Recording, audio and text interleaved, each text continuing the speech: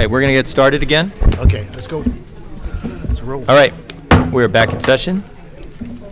Regular business item now, consideration of a resolution calling for a general municipal election on March 3rd, 2020, on a ballot measure for election of members of the city council by district of 5 districts and repealing ordinance providing for election of members by 4 districts with an elected mayor. Introduction and first reading of ordinance providing for election of members of the legislative body of the city by districts of 5 districts. Mayor, members of the council, what you have before you are 2 items. One is a resolution that would place a ballot measure on the March 3, 2020 ballot. And if you look at page 63, you will see the proposition as it would be presented to the voters in the middle of the page there. And you can also see from that that I made an assumption in the drafting of this material. And that assumption is that the council will move forward and ultimately adopt an ordinance dividing the city into 4 districts with an at-large elected mayor. So you can't have, what the voters ultimately adopt, the question presented to them is very simple, and it's required to be very short, and in this case, the statute actually mandates the language by and large that you have to use. We have added to it, however, the repeal of the ordinance that I am assuming will be in place as of March 3, 2020, because you can't have 2 ordinances that provide for 2 different things. So they're being asked to both repeal the ordinance that I'm assuming you're going to adopt and to replace it with an ordinance that requires the members of the legislative body be elected by 5 districts. Because the cost of placing a matter on the ballot is a significant concern at times, we sought and received estimates from the registrar of voters for both the March 2020 and November 2020 election. The estimates we received are that the March 2020 election would cost between $18,000 and $25,000 to the city to place that on the ballot. And the cost for the November 2020 election would be between $5,000 and $7,500. We have the registrar of voters here that can probably tell you better than I can why there's such a difference, but I assume it's the number of ballots and other materials that you have to prepare for a primary election that factors into that, in addition to the presumed lower voter turnout. Anyway, the resolution provides for the adoption of that proposition. By adopting that proposition, by voting yes on it, they adopt the ordinance that is included in your agenda packet. And you can see in the resolution at that same page 63, the resolution has a number of blank spaces in it. Mm-hmm. Those blank spaces are for the dates on which you conducted the introduction and first reading of the ordinance and adoption of the ordinance, because the ordinance has to be adopted before this resolution can get finalized. The resolution has to be to the registrar of voters 88 days before the election, and in this case that means it is December 2. So if the interest is in having the mandated 5-district electoral map for the city, what you would do to move that forward would be to conduct the introduction and first reading of the ordinance first, and then you would presumably just wait until the date on which you've set the ordinance for public hearing and adoption, which you can do if you publish it in the newspaper in the Fresno Bee on the 18th, but if you adhere to your standard practice and do it in the Enterprise, you'd be looking at putting that for public hearing and adoption on December 2nd, which is the same date on which we would presumably be considering public hearing and adoption of the ordinance placing us in 4 districts with the elected mayor. And then you would adopt that the ordinance and the resolution at the same time on December 2nd, and that would be taken over to the Registrar of Voters, at which point it would be placed on the ballot. The other thing you can do, if the cost of putting it on the March ballot is too high, is you can have this ordinance, or this resolution rather, changed to provide for a proposition to be placed on the ballot in November of 2020. But it won't affect the outcome of the election or the conduct of the election for November 2020 if you do that. The other difference between doing this by ballot proposition as opposed to city council adopted ordinance is that you don't adopt a map of your 5 districts before you send it out to the voters for approval of that ordinance. They have to approve the ordinance, and if they do, it comes back to you as a city council when you adopt. You go through this same process that we've been going through, the 2 public hearings, gaining input on the creation of a map, the 2 public hearings on the actual maps, and then you ultimately adopt a map, and that map becomes your 5-district map without any input of the voters. And the voters, yes, vote on this, if it received a majority, would not become effective unless and until the city council adopted a district boundary map. So it's kind of the reverse of the process that you're accustomed to. So if there is interest in moving this forward to the March ballot,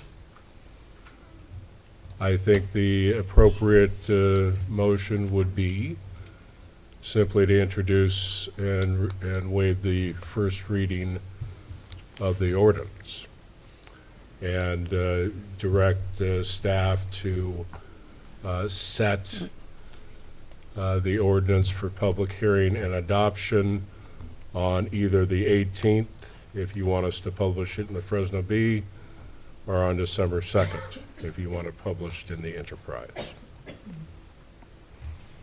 Okay, thank you. With that, we'll bring it back to council. Are there any questions? Any comments at this I'll point before we speak. open up to the public? I'll speak because I'm the one who actually requested that this put on the agenda, so I think it's fair that I speak. Listen, I hear a lot of good reasons why we should have 4 districts and a mayor at large, and I hear a lot of good reasons why we should have 5 districts. But the bottom line is, Selma is not a strong city mayor, or not even close to being a strong city mayor. So that's why I personally believe in the best interest of Selma and the community, that 5 districts is what we should do. So whether we get elected citywide or by our districts, I agree that we all feel we have the best interest of the city at heart. But until we're in a position where we're actually a strong city mayor, my personal thought is, let's do 5 districts and let's work together to move this community forward. Because you don't have to be mayor to move the city forward, but we do have to work together as a team, okay?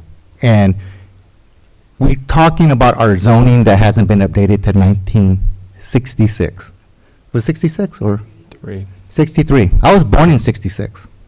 So it's not about the title of mayor. It's about working together for the community. And that's what we need to do. And all we're really doing, because we're not a strong mayor, is we're just making a high-end popularity contest. And we just need to say, hey, forget all that stuff aside, it's time we put this community to work. Because like the gentleman mentioned before, we are falling behind. And it's falling behind because we're not working. We're talking and not working. We need to work, and we need to work hard, because we're better than this, the community deserves better, and you're right, we all deserve better than this. So that's my thoughts on it, and that's why I asked for it to be put on this agenda. So you can open it up. You have any other I comments? disagree. I disagree because putting it on the March ballot is going to cost us between $18,000 and $25,000. Is that correct, Neil? That's correct. And I'm sorry, but this is taxpayers' money, and I don't believe that we need to spend this kind of money when we can wait to put it on the November ballot, which would probably only be $5,000 or $7,500. So that's much more feasible. I don't know about Mr. Franco, but, you know, we've already, or he supported a police station that's over budget by 3.5 million, which I didn't vote for. It's unacceptable. We all agree we needed a police station, but not an over budget, $13.5 million police station. We could have done much more with that additional $3 million, especially for the sewer. We could have done more things that this city needs, okay? We don't need this elaborate police station. But, you know, it passed and we got to move on. So I disagree, because we need money to do other things. And putting it on the ballot for November makes more sense. It's my idea, my thoughts. Thank you. Do any members of the public have anything they'd like to say? Please, come on. Andy Sandler, 2416 Rodeo Street. And as I said before, you know, I'm in support of the 4 districts. I'm really impressed with the progress that we made. I oppose the resolution. First, as Councilwoman mentioned, there's a cost. And then there's going to be city council and the mayor's resources spent on trying to support or oppose that particular proposition. I think we should spend that time on trying to do the rezoning and stuff that's falling from 1963, rather than putting this new thing on the agenda. I don't know who's responsible for dropping the ball on the zoning, but I think I would recommend to the council that you spend, rather than putting this particular thing on the agenda, that you spend your time on trying to make your zoning updated by March, what is it, March 3rd. Maybe that time would be better spent. And secondly, I think some of the concerns that have been addressed here, as far as two council members being paired in one district, and if that can be addressed without too much gerrymandering, because if you look at some of our congressional districts, you know, they're so gerrymandered, and that really makes a sham of, public interest. You know, the voters, you're pretty much guaranteed that you're going to win from a certain district, and that's not really representation. It's like what's happening with New York and California, 2 coastal states with large populations, and they could become irrelevant. So I would support, I'm not in favor of the resolution. I think it's going to put us behind. time. And I have a question for the council, that if we were to stay with the previous resolution of 4 districts and mayor at large, would that qualify for the 2020 ballot? There's a need to. Well, it will be, if they adopt the resolution or the ordinance that's proposed forming the 4 districts and the at-large elected mayor, that would be the way in which the election would be conducted in November of 2020. All right, thank you. Thank So as you informed the council, I think at the last meeting, and also the citizen of Selma, that some cities have done it by ordinance. And Most of the cities that have done it all by ordinance, yes. yeah, and so I don't, whatever the concerns are, I mean, I think that the NDC was appropriately, briefed on it, and I think they're probably going to address that. And I'm not in favor of too much gerrymandering, and I think we should do it by ordinance and spend your time and resources on fixing your zoning. Thank you. Anybody else have anything to say?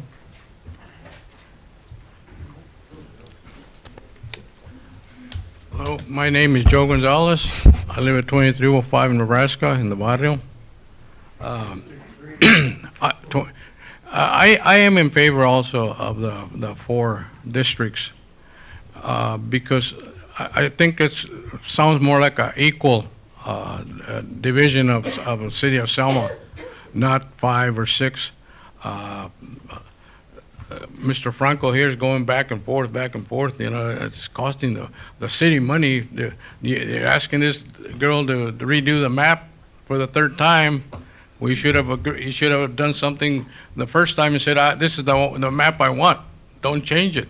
And stick with that, because right now you're jumping back and forth and it's getting confusing to see what you're trying to do and what you're not trying to do.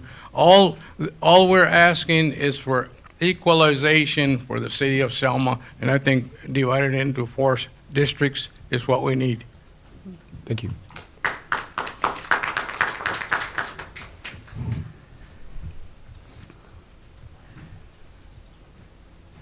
Joel Fedor, 2021 Hillcrest.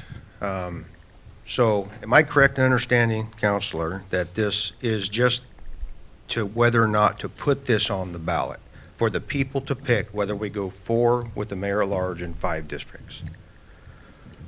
That's what's before the city council, yeah. Okay, good.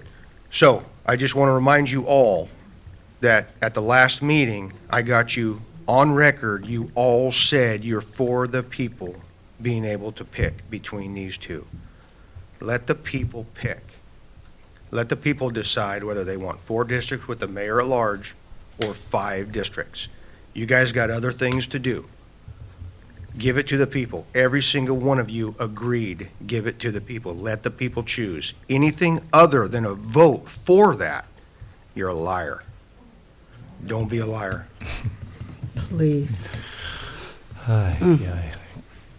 Okay, next. Juan Mendoza, 3321 Mulberry. Here we go, back and forth again.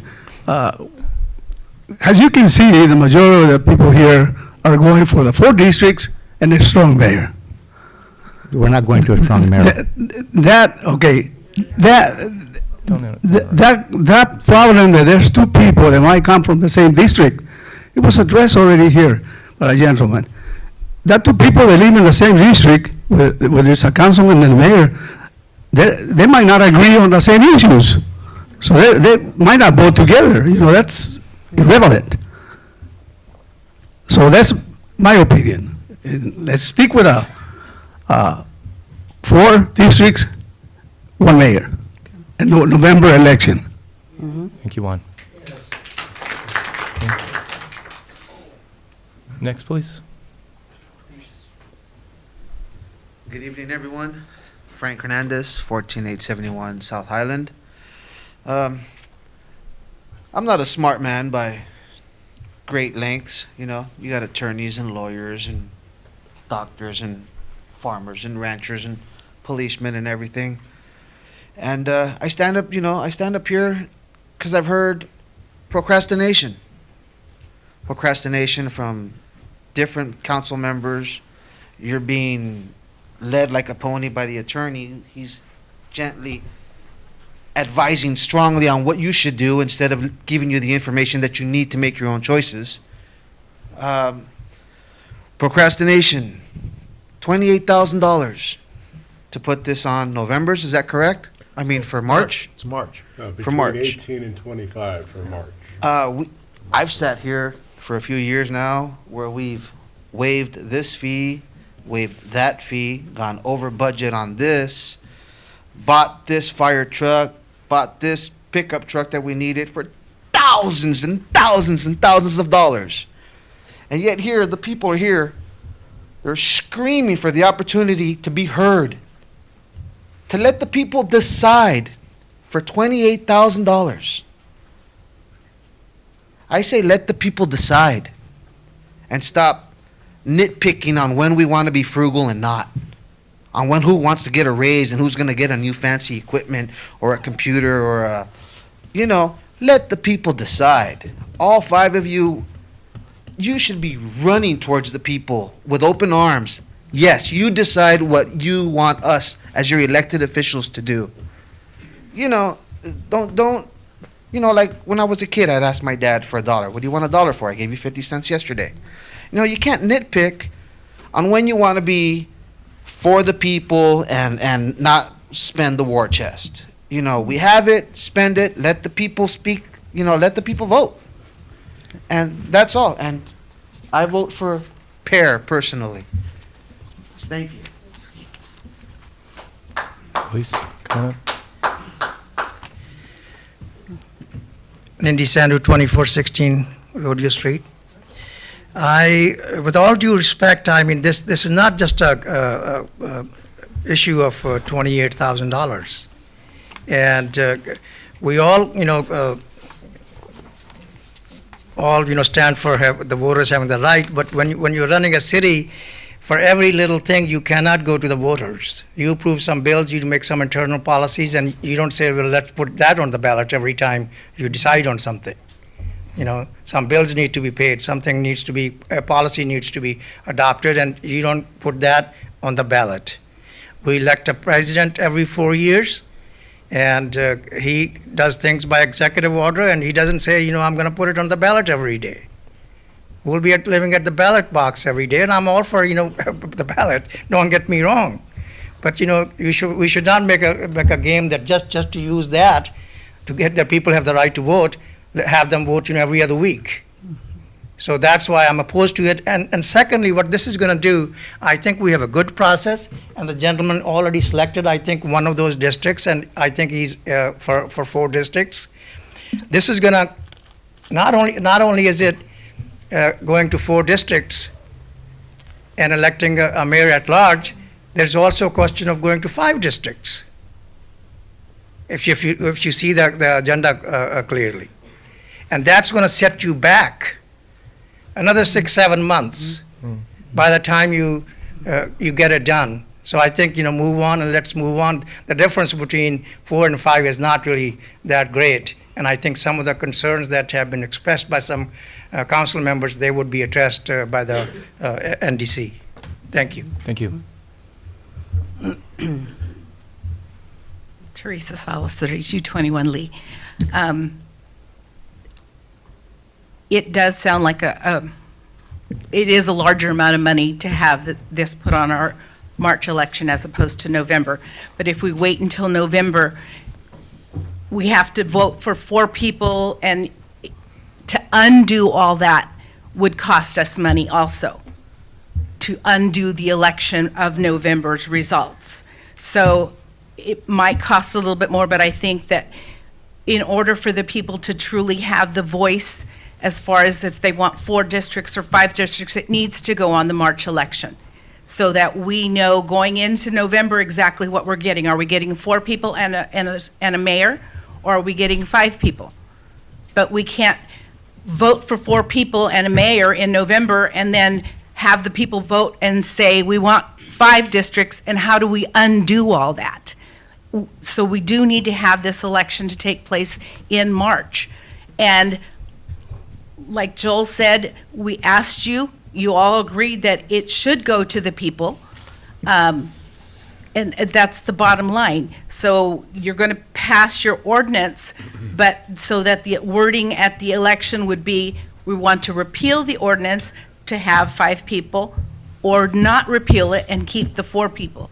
So that makes sense to do it in advance of November's election.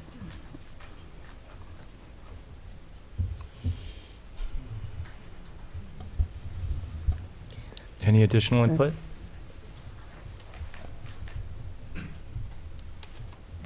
Hello. I'm Jennifer Anderson, and I'm at 14 something, wherever Frank lives. That's where I live too.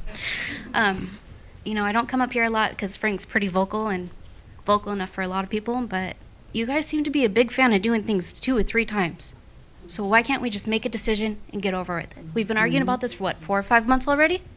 Can we just make a decision? The people have decided. We don't want to overspend. We don't want to spend our money on stupid things. We just want a decision and get done with it. So let's just move on to the next problem. Okay.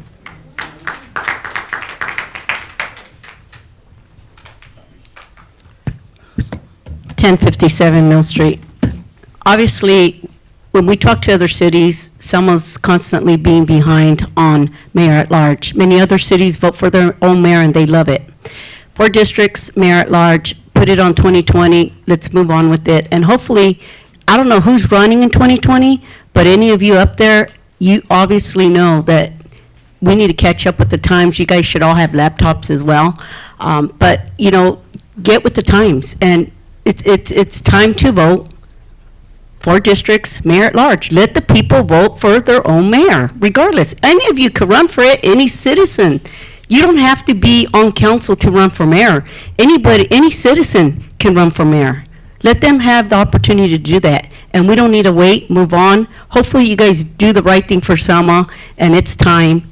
Let's move on with it, and let's continue to move Selma forward by getting done with these ridiculous going back and forth as the last person stated. Thank you. Okay, with that, no more input, we'll bring this back to the council. Have a input? Anybody who hasn't spoken? Go ahead, Johnny. Now you got a lot of stuff written down here. Let's go. I do have a lot of stuff written down here. First of all, I want to address the question and the concern. A lot of people have come and spoken in regards to what they favor. I, as a legislator elected in December, prior to running for city council, I did my due diligence. I reviewed the budget. I reviewed what our expenditures were for the last 10 to 15 years. And for being told that we are going to be spending money recklessly,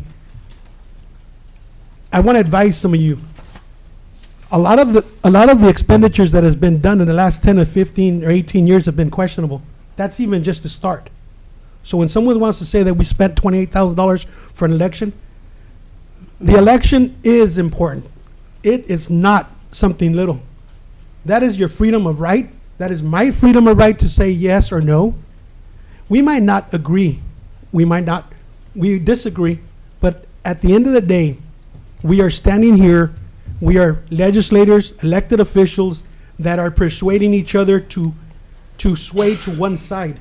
You may not approve of what I'm going for, but at the end of the day, when someone questions the reality of the expenditure of a voting process, I want to let you know that it is very important for every citizen in the city of Selma to represent our community and vote. Now, in regards to the $28,000, where were you when we spent $280,000 for a city manager that did not even work for us for 2 years? Where was the citizens when we hired a city manager and he was here and he was arrested in our city, in our community? Where were we when we didn't have a city police chief for the last 2 to 3 years? A lot of things we've done in this community are our own fault. The reason why we are not pushing the envelope in this community is our own fault, us as elected officials. So I welcome anybody that wants to run for the city council of the city of Selma to help this community get better. By saying that I do not agree with 4 districts and a mayor, not because I don't choose to elect or see that the mayorship should be elected by our community. The only thing I ask for is due process. I was elected in December, January was sworn in, but I would love for our community, because what I see in our community is a division. There's a lot of divisions, but you know what would unify us? Everybody in our community to go and vote. Either it's March or November. Vote. And if you win, you lose, then that's it. Like people said, shut up and let's move. Our community hasn't moved. We haven't moved in so many years.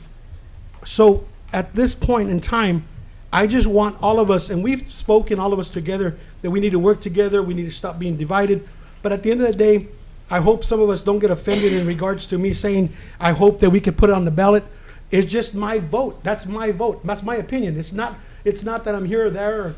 But at the end of the day, we as citizens in this community that pay taxes have the right.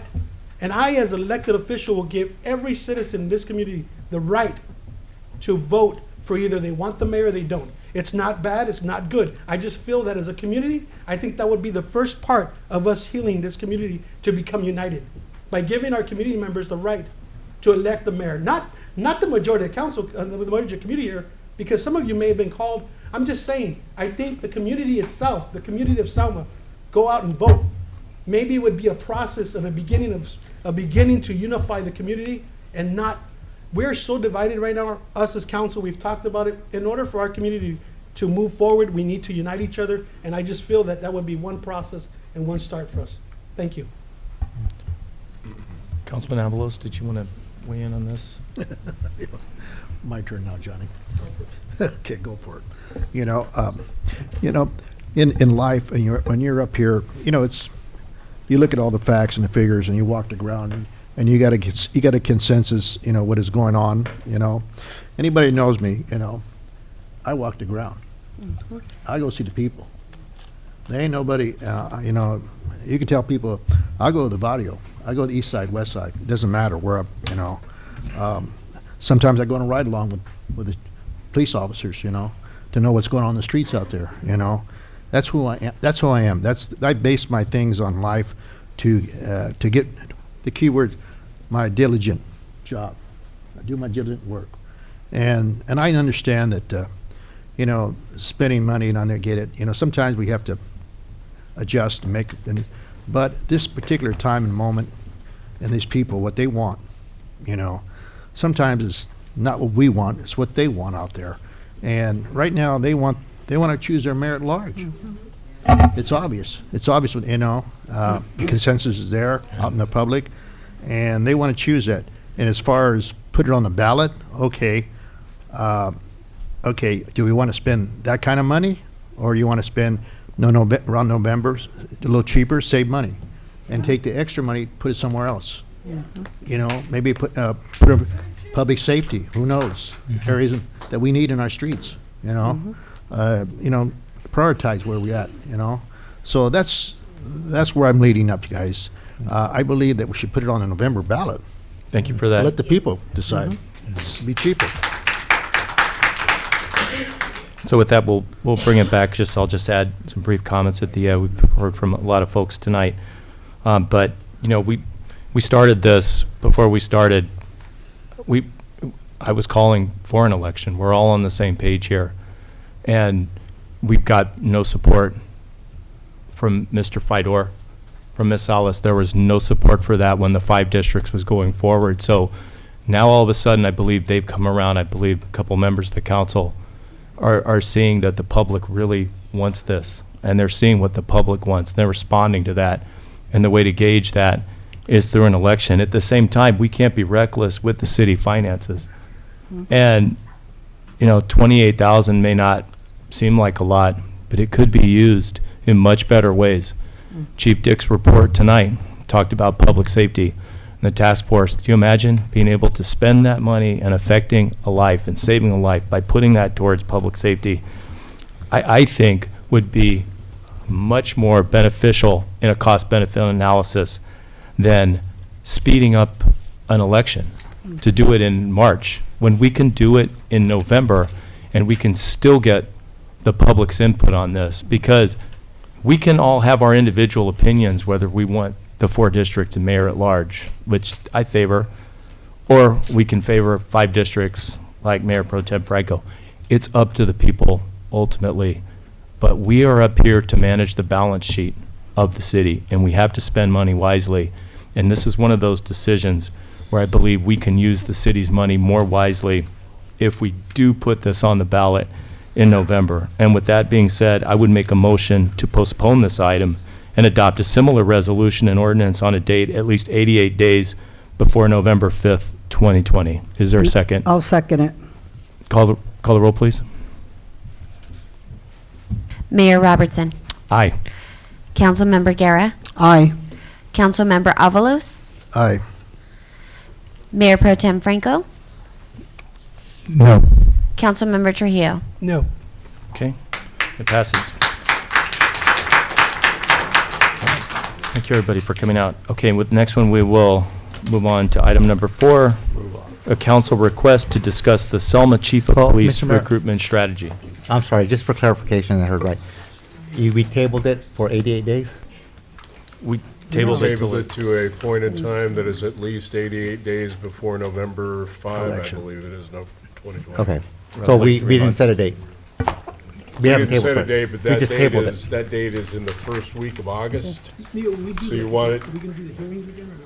So we would have it like up until 3 months, right, before November? 90 days. To decide on Basically putting, 90 to have the days. vote I was on just doing the putting it on math. I don't know if I it was a would- specific date or we I just would, tabled I it. would propose bringing it back to you folks in June, June? so that you have it done by the first week of August, which is on or about the date it has to get submitted. Yeah, it's like, Yeah, yeah. bring it back with plenty of time so we can review it. Okay, with that, we'll move on to item 4, council request to discuss the Selma Chief of Police recruitment strategy. Report, please. Thank you, Mr. Mayor, members of council. This is a council request from Mayor Pro Tem Franco, so I'll let him go ahead and speak to that. Thank you. Yeah, once again, this is another item I requested, our police chief retired in August, and I know we're working with the recruiter to get it, but I just see a lack of urgency in a lot of matters, that the way we go about things in the city, and I think this position is too crucial. I appreciate all the efforts that interim Chief Dick is doing and the stats, but, Councilman Alva said, good stats. Those stats, that 33% homicide, those are lives. They're not stats, those are lives. And regardless if it was a gang member or a citizen, that's somebody's family member who's getting killed in our city. And we all know that the chief of police isn't responsible for crime, but he is the key factor. He's our expert on how we address it. So I know we all have input, but the chief of the police is the expert on how we address it. So I just wanted to bring this up and talk to my fellow council members and say, I think the current timeline is really unacceptable. I think we need to have this position at least filled by the end of the year, and I think that we need to let our consultant know that we are the customer, and though our timeline may not be advantageous for him, we got to look at our community and say, what's the needs of the community? And we need that position filled, and we also need to fill it quickly as possible. And I know there's a process, and I'm not saying to shortchange the process. I'm just saying to expedite it. Franco, I kind of disagree there with you, okay?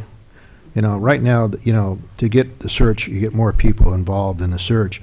The last process we did, we kind of rushed it, okay? And we live and learn in operations, okay? As far as Myron, you'd like saying he's not doing a good job. He's doing a great job. I didn't say he wasn't. No, you just said, earlier you just said something. Yeah, I said, I'm not Urgent, saying you he's said- not, I said, I'm not You said saying he's urgent, not you said doing. urgent. Jim, let me clarify your false statement. Well, What no, I it's your said statement was- you said. No, I said, I'm not saying Myron isn't doing a good job, but I sense a lack of urgency on our part, council and the city manager's part, in fulfilling this position. That's what I said. Yeah, but see, that's like saying he's not doing his job in another way, you know what I mean? He's doing his good job, you know. Myron is doing actually a good job. He's a veteran officer, and he's brought in situations what he's brought in. Even when our previous, you know, retired chief, there was operations, he brought in operations, and I didn't see you say urgency there, you know, but, you know, when I understand. I don't know what you're talking about, Jim. But as far as, you know, I'll clarify, as far as, you know, when you talk about urgencies, what's happening on the streets, it's happening everywhere, you know, not just Selma, but it's also happening in Fresno. You know, situations are taking place, not just our town, but other towns, and we are addressing some of these issues. And Meyer is addressing the issues here in town, and he is being proactive. He just gave a report a while ago right now, you know what I mean?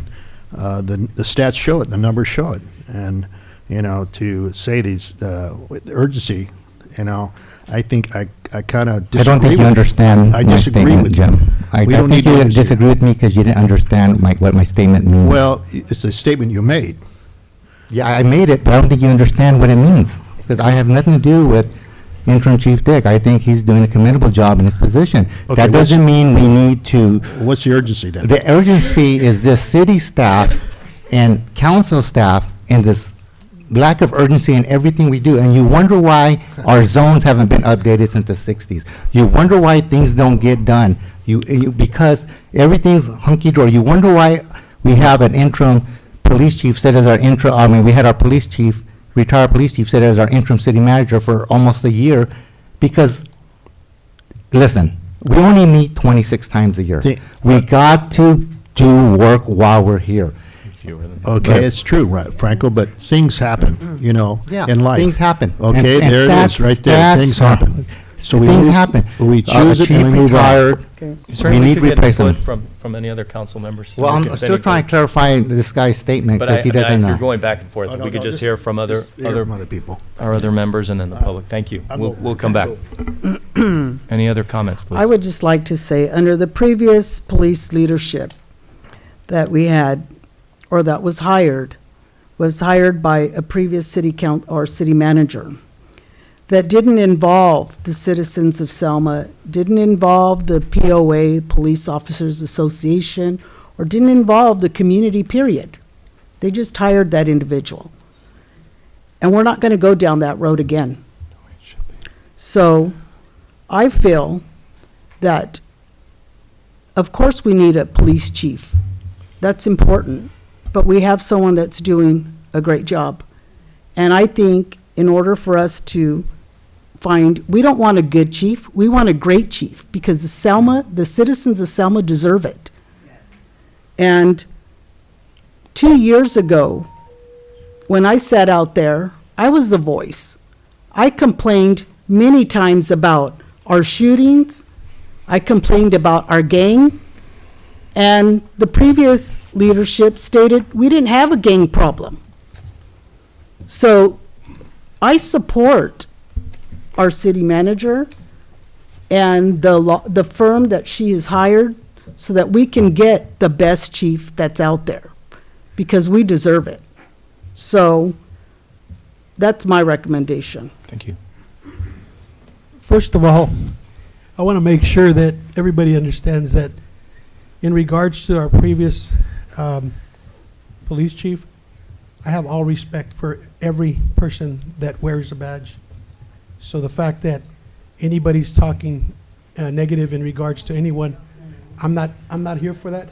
And I want to talk about what the situation is here in the city council in regards to our police chief.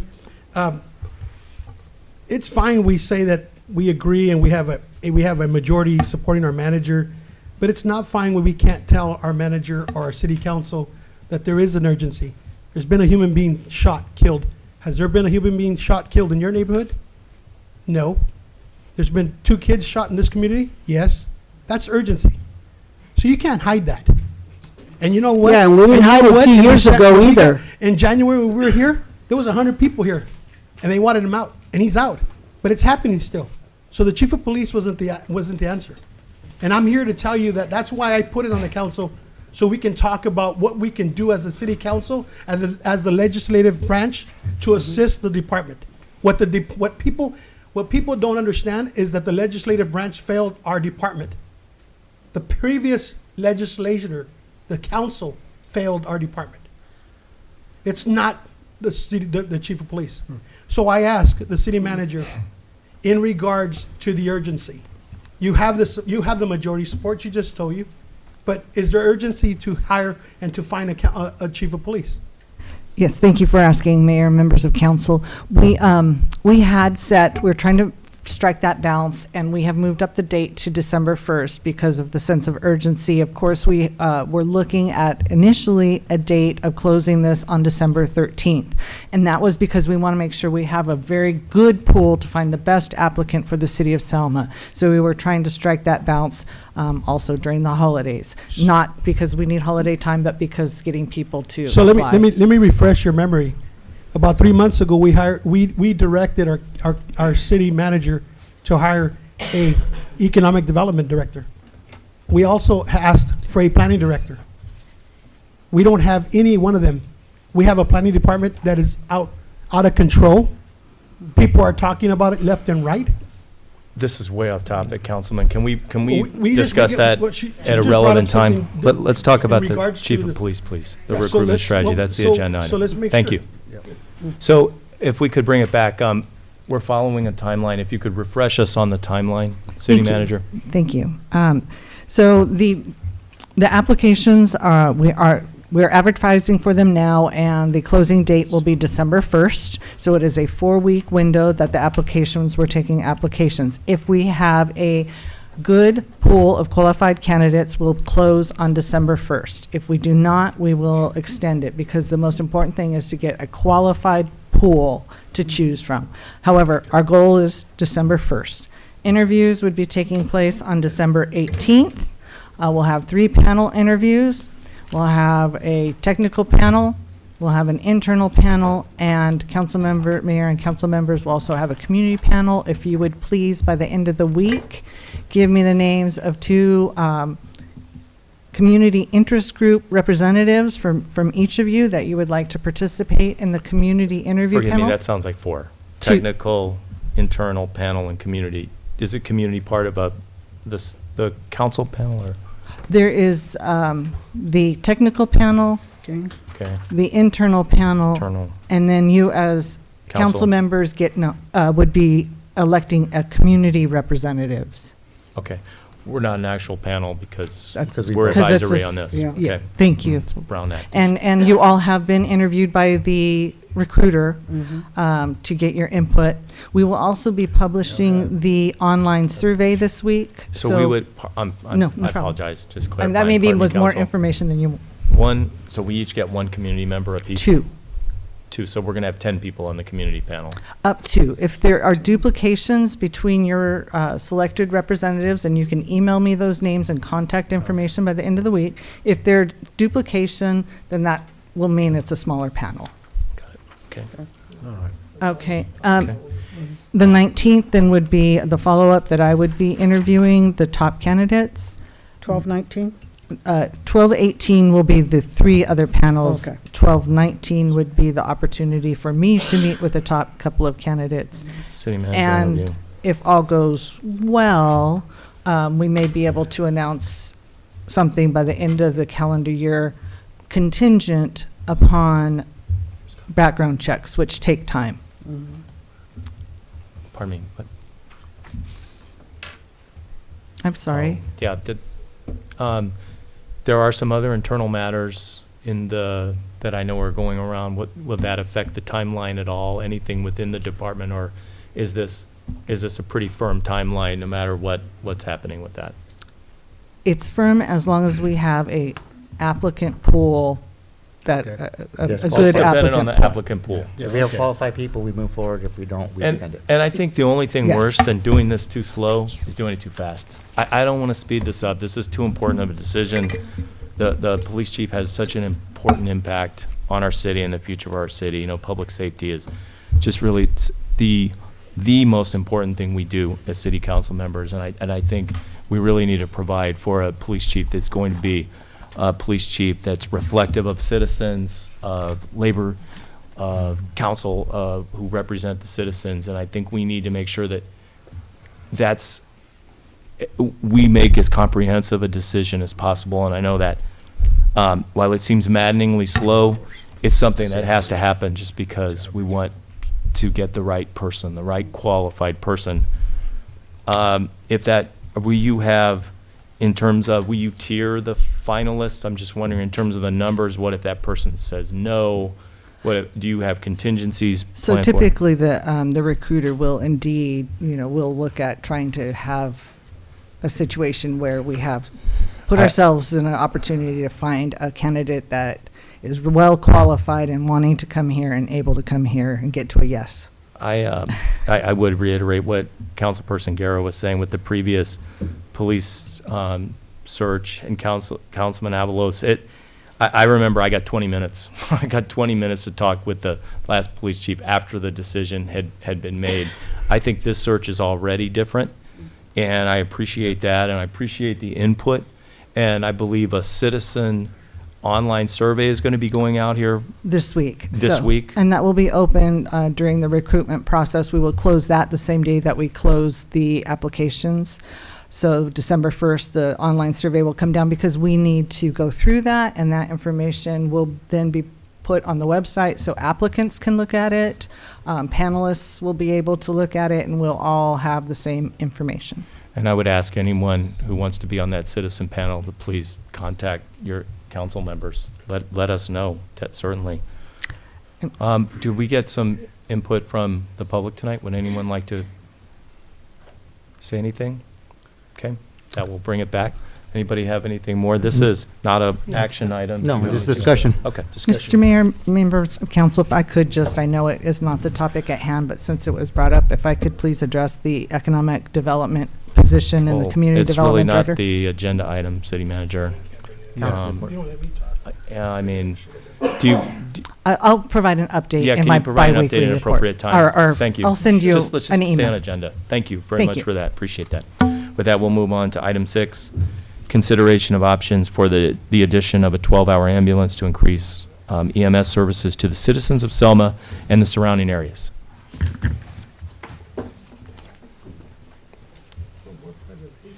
They're going home with, we're going to Long Beach again.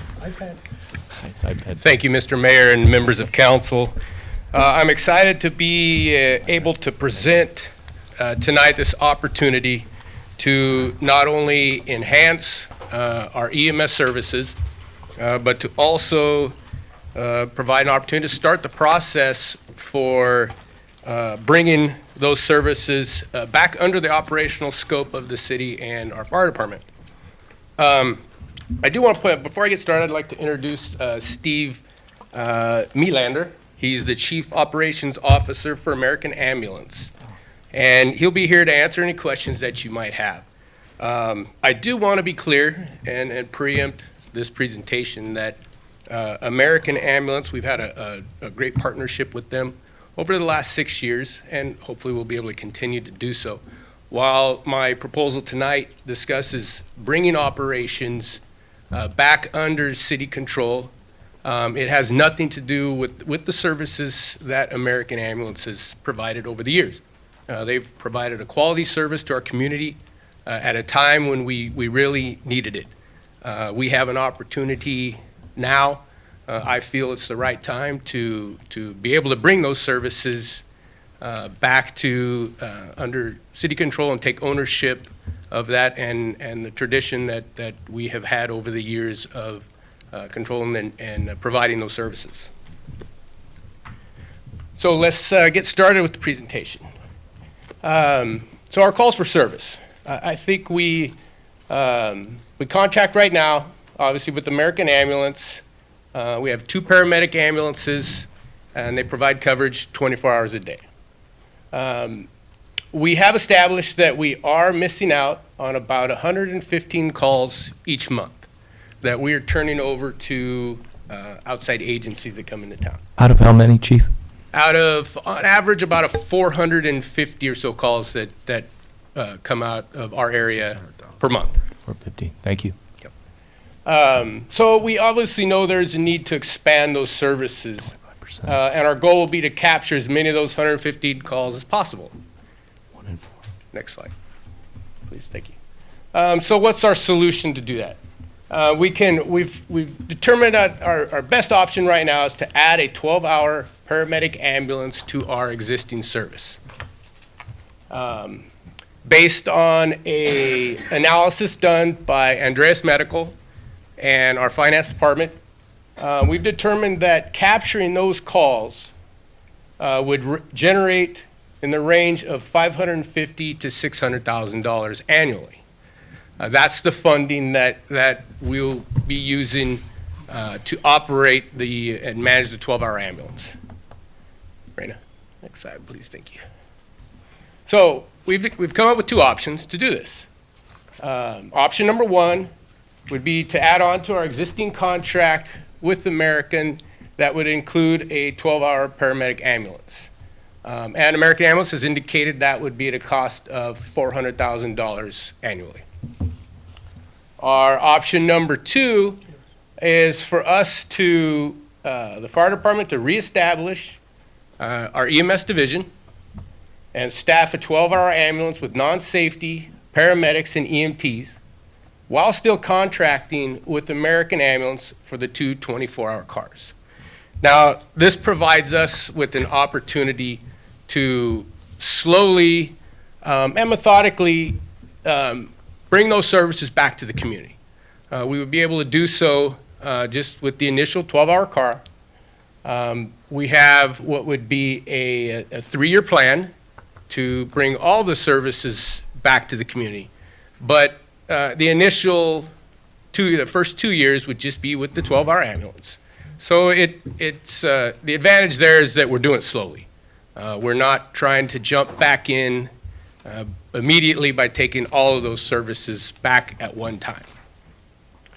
So to do this, for option number two, for us to do this would require the approval, council to approve an amended budget for fiscal year 2019-2020 of $443,000 and $443,633. What this will include is capital startup purchases for a new ambulance and the associated equipment, along with operating costs for the rest of this fiscal year. I believe your staff report has a breakdown of the cost of the ambulance and the associated equipment that goes with it. We'd be reestablishing the EMS division with a 3-year plan, like I said, to take responsibility of all EMS services. The operating budget for the first 2 full years with just the 12-hour ambulance would be fiscal year 2020-2021, $490,077. Fiscal year 2021-2022, $517,309. So obviously, we can see that those numbers are higher than what the cost would be if we contracted with American Ambulance, which is sitting at $400,000. So over the first 2 years, those excessive costs, those are due to the establishment of a division chief position who would be in charge of managing the EMS division. And you can take note that in doing this, after taking full control back, we would basically be almost doubling the size of our department. So there lies the need to have the division chief managing those services. Some of the responsibilities that the division chief would have would be scheduling, compliance issues, ensuring consistent and maximum billing efficiency, equipment maintenance and readiness, supply purchasing, EMS budgeting and fiscal responsibilities. And then they would also be second in command of all fire, EMS department operations, and other departmental operations as needed. This is where we can also take this opportunity and we'll actually be able to enhance our department as a whole, including the fire department. It'll help us create some succession planning It'll help create some opportunities within the department for department members to challenge themselves and try new things and just enhance our overall operations as a department as a whole.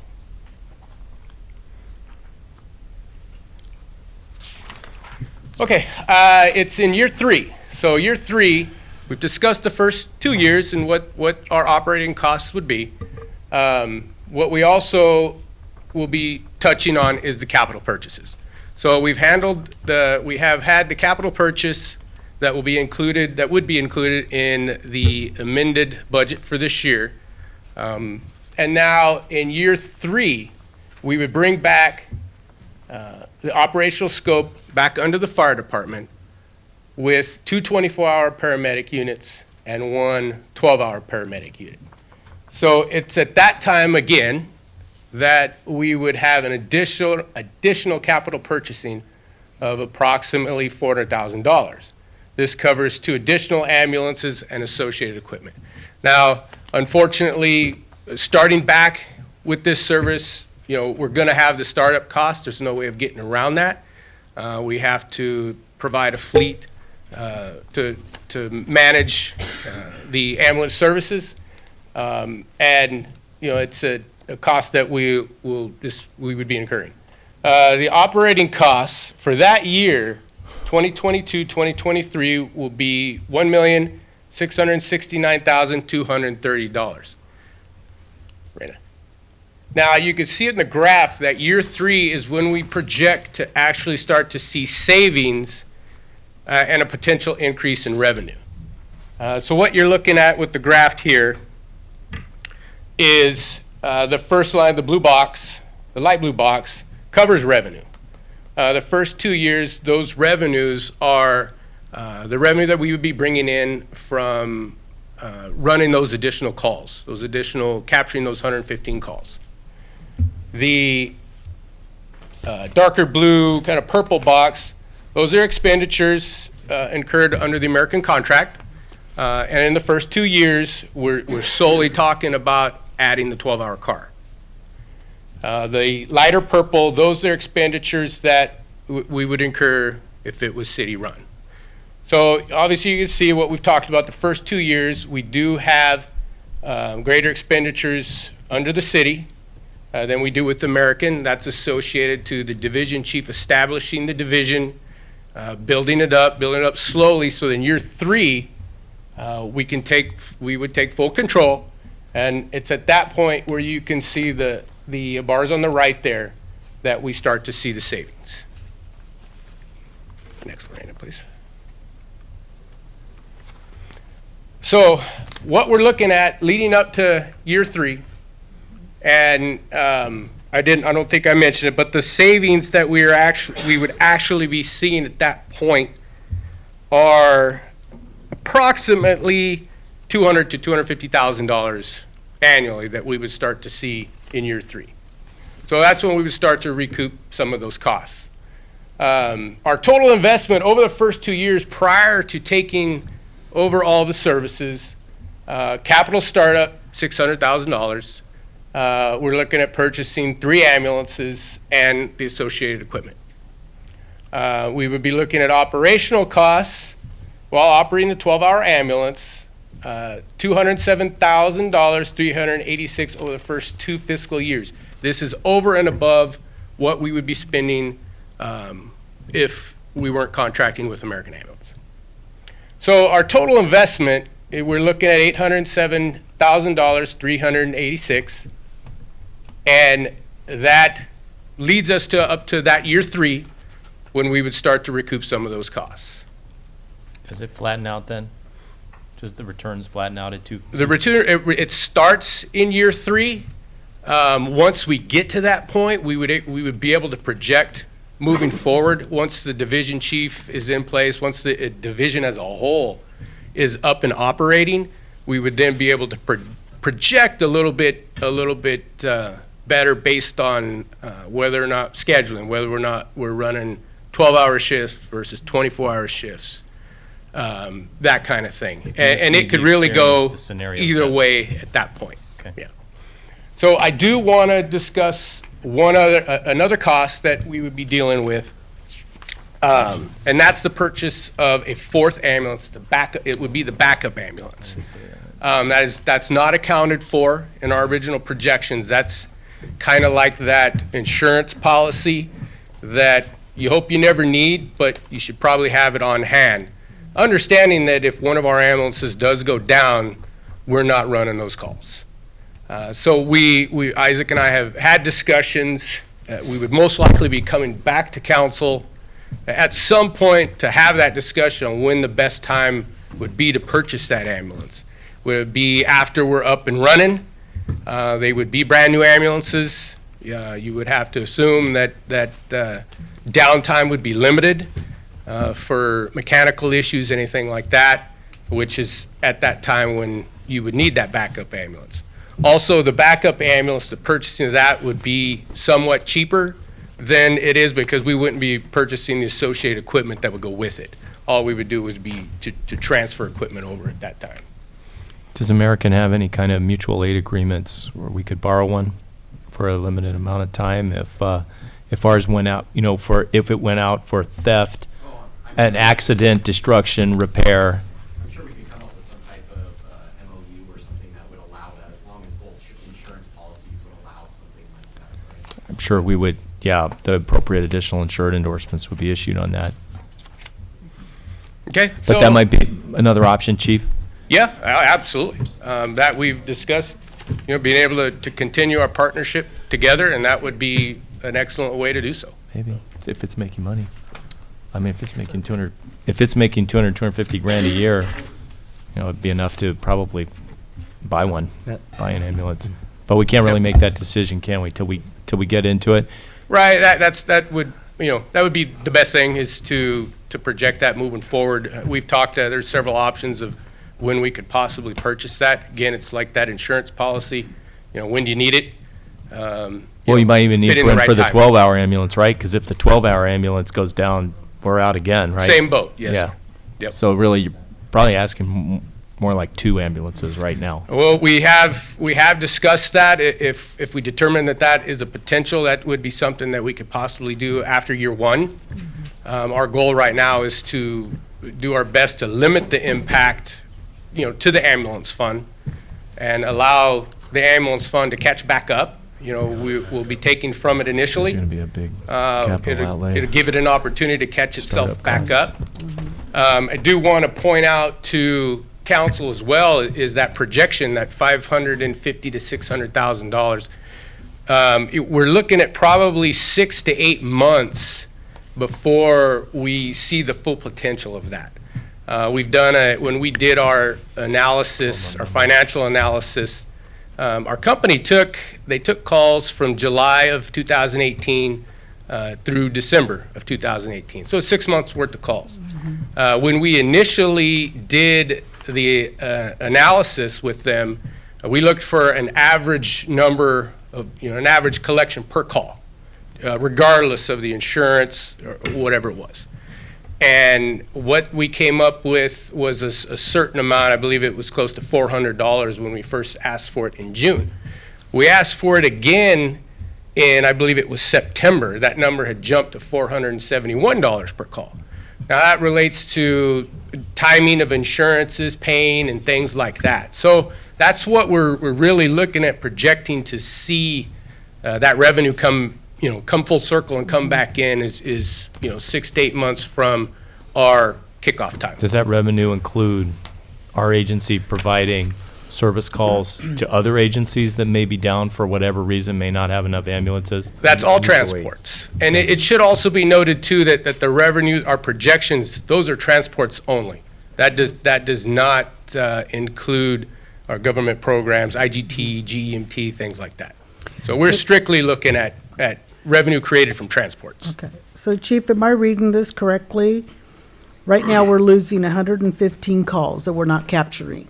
Correct, on average. On average. Yes. So that's really generating about 550,000 to 600,000 that we're not capturing. Correct. Okay. Yep. Okay, I'm gonna go back a slide. So I think we've talked about the revenue generating, things like that. So our advantage, the advantage of doing this right now is it really comes down to just control. Control and the tradition that we've always had, the ownership that we've had of providing this, the fire department providing this service to the community. It's first and foremost a service that we provide. But I think we also have to look at it as a business. It is a business operation, and having control of that, we will only be able to maximize our potential revenues, by having that. Next slide, please. To what degree are these numbers contingent on financial outlook on the economic conditions? Well, we Any plus or projected. minus? Yeah, we have projected. I don't know that. We projected an economic. Yeah, I think we're gonna get an answer. I right think here. he's ready to go. I'll with give you that answer. Well, just to discuss the ambulance fund as a whole, as far as the services and things of that nature, some of the major impacts you're going to see are really going to be governmental and how those streams come through. So more governmental than economic, than based on the economy. Medicare changes and things of that nature, what they're paying out versus how they're Regulatory. actually supporting the programs. You're seeing a lot of those conversations in the government now. So yes, there's an economic impact as far as social, given that maybe if you have a higher income Universal base health within the city, insurance, more, things yeah, are changing all the it time. fluctuates through insurance programs and how they reimburse and things of that nature, and how we collect. So there's major impacts that they kind of come both hand in hand, whether it be social, whether it be economical, or whether it be governmental. So there's major impacts across the board. So by monitoring with the chief and myself, we kind of control those costs and oversight the whole thing. One comment that I do want to make as far as the staff report itself, and it's an error that I'd like to point out. It just says 115 trips per month will be lost, correct? Well, on a monthly basis, we'd be actually generating that 115, and I think it was the average 104 or 443 revenue per trip. But if on the staff report it says per month you're receiving a range of 550 to 600, that's actually annually. That's actually annually. So I just want to correct that a little bit. Those are annual numbers. That's annual numbers. That's correct. So, I mean, overall, you still see the services paying for itself. But again, the ambulance fund itself is something we monitor on a daily basis. We're constantly in communication. We're constantly talking to our billing service. We're constantly tracking collections. So it's a moving target that we have to monitor, and which again goes back to division chief and why it's important for that position and why he's requesting that. Hey, Isaac, I have a question. I know that back a couple of months ago, we were talking in regards to the ambulance fund and how we can monitor it, and I know we went back and forth in regards to numbers. Correct. So as we talk about this, have you guys done some analysis in regards to what staffing elevations we would have to go to make sure that we monitor the invoicing and making sure that we can get the most of our money? Are you guys looking at that part and what? We have had that conversation as well. I mean, the main thing when it comes to your billing system and how that's generated, having staff control allows us to monitor that input so that we have the output going to the billing service that can control that service. Again, not saying that American's doing a bad job, but it's just the oversight comes back to the city where we can monitor it closely. In regards to that, we were talking, I remember a couple of months ago, we were talking that the better staffing and adequate staffing we have, the more numbers and we're going to better our numbers. Correct. So when we start talking about increasing and getting one more or two more ambulances or increasing it to 12 more hours, I'm just wondering, and that's a question I want to make sure that we can make sure that we have the proper staffing and the proper the equipment, computerized, the software and things. Make sure that can you include that in there to make sure that we have that has already been factored into this budget. Looking at the equipment as far as tablets and things of that nature, so they can get the appropriate data as they're picking up those patients is really key, because when it comes to an ambulance service and how the billing's done is data. What do we have? Do we have the patient's billing address? Do we have the insurance? Do we have the appropriate documentation so that we can take that next step? Is it Medicare or is it Medi-Cal? I mean, these are crucial inputs that need to be done to be put into the system so that we can get the appropriate billing. Yeah.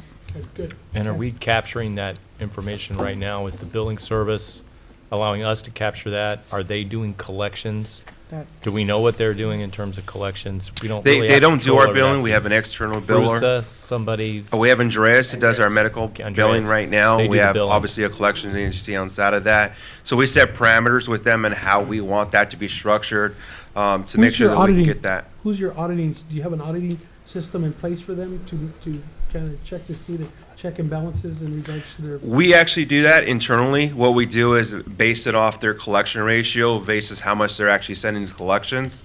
So we can see that number. We've talked about a number as far as how much we generate per trip. And what that number actually is collection based as far as the number of trips we're going out, how much we're collecting per trip. Each trip generates a different revenue stream, right?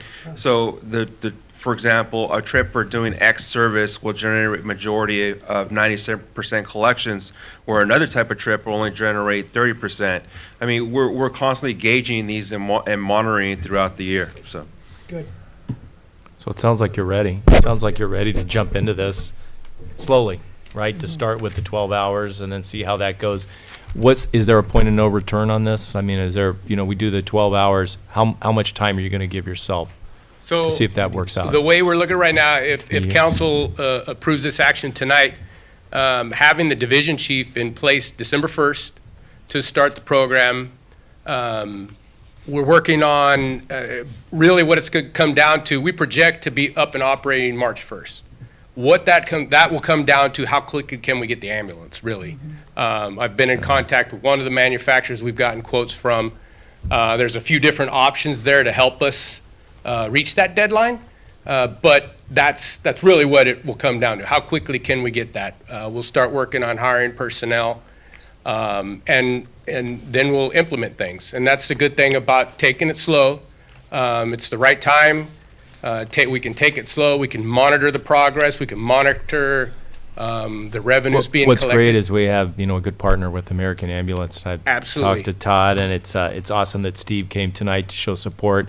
American Ambulance has been an incredible partner. Thank you for your help. And we're going to rely on you a little bit more before we can take the training wheels off and go on our own. But, you've really kind of shown us how.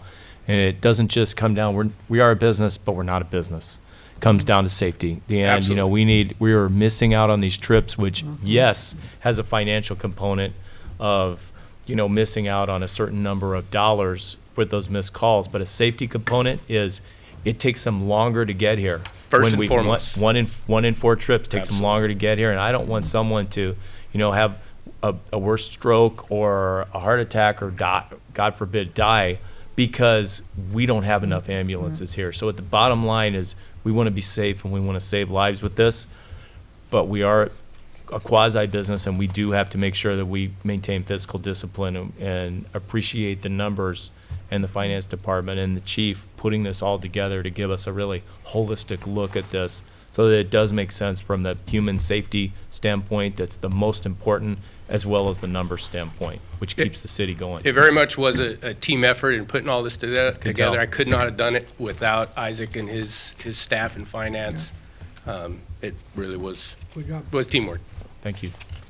All right, with that, we'll bring it back. Any questions at this point? Motion? Want to hear from the public? Is anybody in the public? We also have Donovan Fulner's back here. He's the union president. If you have any questions for them, our staff is behind what we're doing here. So Donovan, did you want to weigh in on stuck tonight's around in proceedings? case you did have any questions related to. Standing there Council. patiently. My name is Donovan Fulner, and I'm the president of our Selma Firefighters Association, Local 3716. Mr. Mayor, I just want to touch base on what you said, and specifically that 115 calls. Yes, this business does pay for itself, but more specifically, we're getting more coverage, and that this 115 calls could be any one of us. So, our goal at the fire department is to serve our community, and that's what this will do. So ultimately, that's what we're going to support, regardless of what it may cost. But it's only a benefit that it's going to pay for itself. Yeah. Right. So that's something to be said. So, any Thanks questions? for that. Thanks for your input. Sounds great. Do you want to stand up and introduce yourself again, please? Teresa, what is going to be the increase in your personnel? How many people are you going to be hiring at the beginning, and then at the end, ultimately, what's the increase in your personnel going to be? So to start with, we'll be hiring 4 full-time personnel, 2 paramedics, 2 EMTs. At the point where we bring all the services back, right now, we project hiring 8 of each at that point, and totaling upwards of 20 personnel, full-time. So it takes 8 people to staff an ambulance. It just depends on the scheduling. Right now, we're in anticipating those numbers. I was looking at a 12-hour schedule. We do understand that there are benefits to a 24-hour schedule, that we could generate savings, and it would require less personnel to. But we have room in the current firehouses for, So that is the first, for the first couple of years, it's not a problem. We'll be staffing that ambulance downtown, the 12-hour car. When we do bring all of the services back,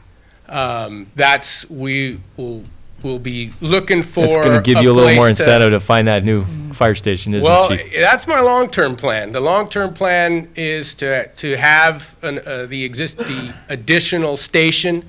If we go that route, where we have 3, we would then have an ambulance at each station, What if we don't? which is ideal.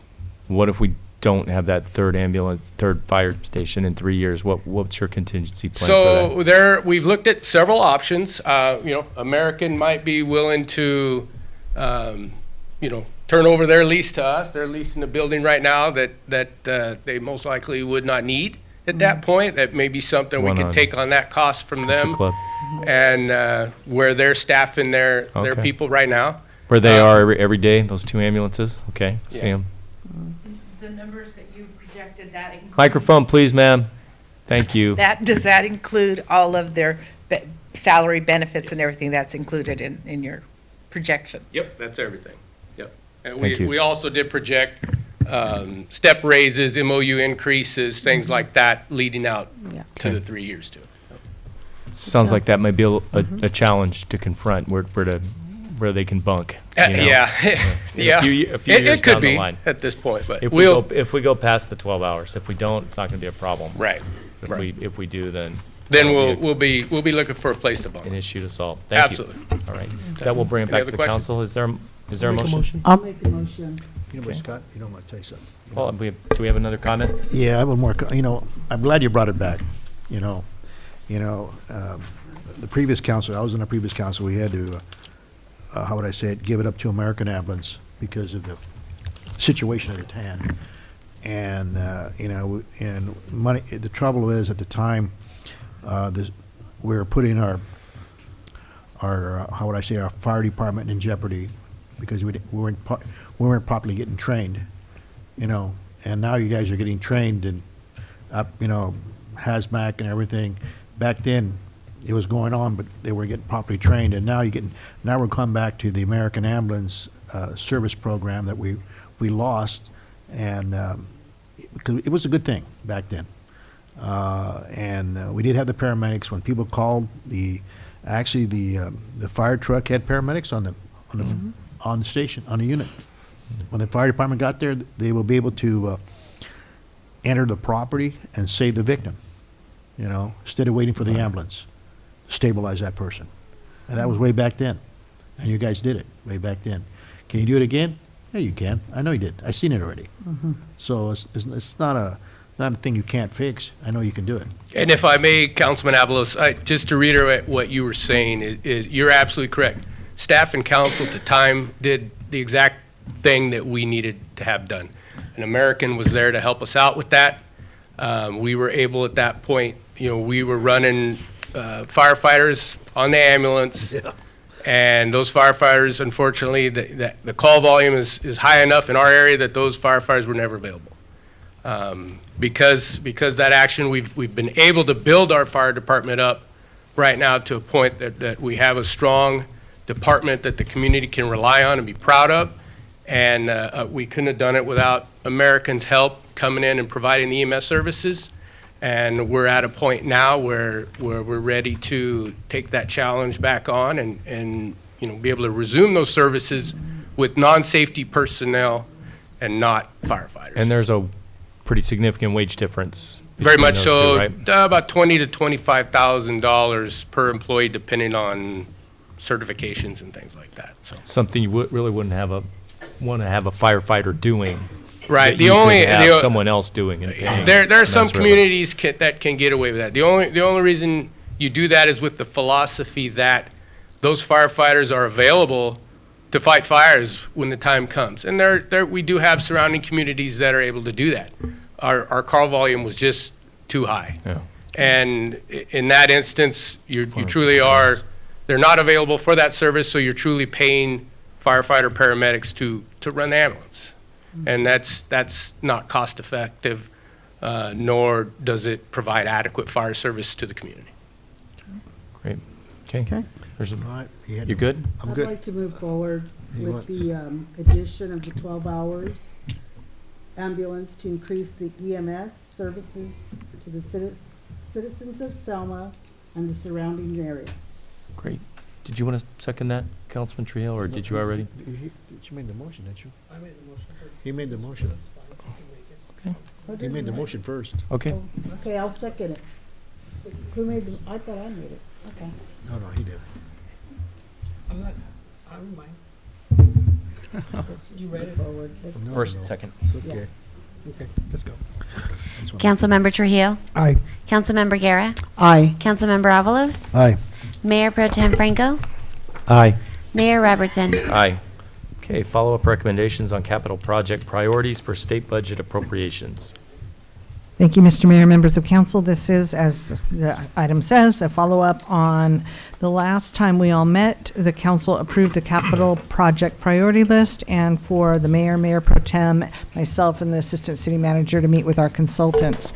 We received advice from the consultants, and that advice was to, for them to discuss with legislators 3 priority group areas, which are sewer infrastructure, and these are in order, public safety, and water infrastructure. When they get feedback from the legislators on what would be a win-win to move forward for those legislators, then we will be having meetings with the legislators to actually make the official request. So if the mayor, mayor pro tem would like to add anything more as a synopsis of our meeting, but I did also run that by our consultants as, So Teresa, we're still waiting back for a more detailed finding? yes, as we all agreed that they will meet with the legislators and see what in these 3 priority areas resonates with them, and they might be able to really successfully get funding for us on.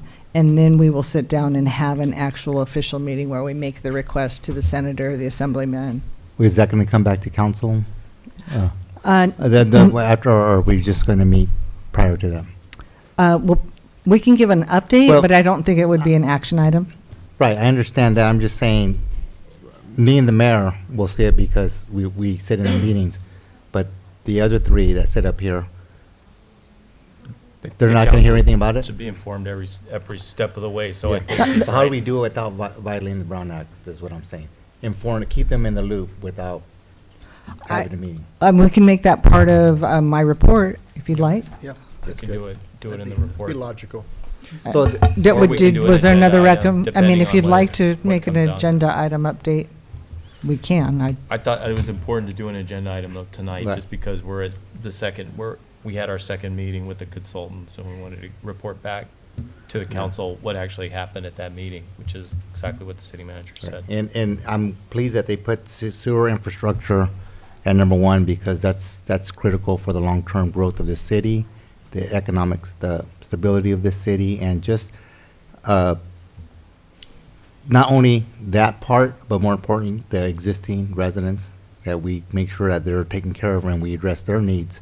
So as we all know, much of this city is sewer is going on 70 years old. So we all seen the red line, so now we need to do something about it. And I know both Councilman Trujillo and I have been talking about this, that if we really want to grow, we have to address that. And I know we've got some great plans coming in the future, but it all relies on our sewer infrastructure, so. And I think, another thing they reiterated, and was the general point I'd like to make, is there was cooperation, exact opposite of last year. We had Townsend, we had Chris Com in the same room. They're working together. They're talking about leveraging their respective strengths to help our city. not to be in competition, but to help our city. And I think, that's going to be invaluable. We have State Senator Hurtado, who's starting her second year. She's going to be a little more savvy about what's going on. They ranked these things for us and said sewer infrastructure was, where you're probably likely going to get your money. To me, public safety is always number one. But in terms of ranking this, that might be where we could get the most bang for our buck. And water infrastructure. We do have SB1 water money still coming, finally, after several years. We got that money coming out for those conveyances, get that money out of the canals into these ponding basins, which is really going to be important when we have the SIGMAs come into effect in 2020, as we heard Phil Desitoff tell us in his CID report at the last council meeting. That's going to be really, really important. And we're addressing all three, so I think that's very important. And we've got some experts who can work together now, take the temperature of these elected officials, and then report back to us. One question I had was, Chriscom said they were going to do like a white paper. Will they do that after they talk to the electeds? Of course, but before we bring this back to council, or can they make that available to us so you can make it available to council? They will make that available, and it will be something that we'll take to our meeting with the legislators. And they're going to come here. The legislators are going to come here. So we're not going to go there, right? We're going to request it. Yes, Yeah, we're we're requesting gonna- that, and hopefully a tour. Exactly, and we can actually show them what they're potentially helping us to fund. Should be very good. Okay? Okay. Anybody from the public have any input on budget requests? Okay, this was a information item. We'll move on to item 7, consideration of a resolution authorizing and approving the Huntsman Avenue Widening Capital Improvement Project expenditure and acceptance of the grant deed from First Christian Church.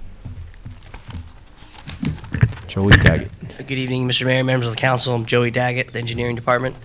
Excuse my voice, I may have a little cough going on. So, before you is a resolution regarding the northwest corner of Huntsman and Thompson Avenue. I'm sure you all are aware that the Huntsman Avenue, just west, a few hundred feet west of Thompson Avenue, hasn't had curb gutter, sidewalk, or the north half of the road since the subdivision was built. I don't know how many years ago. So this city staff met with First Christian Church regarding improving these the streets, the north side of the street along Huntsman Avenue, and the church was very amicable to donating the necessary right-of-way to improve this. So we've gotten a lot of complaints. There's no sidewalk. We've one lane, and it only allows one lane in the eastbound direction. No curb gutter, no sidewalk. So it'll improve traffic safety, it'll improve pedestrian safety, and potentially it could improve, or spur some sort of economic development at that corner.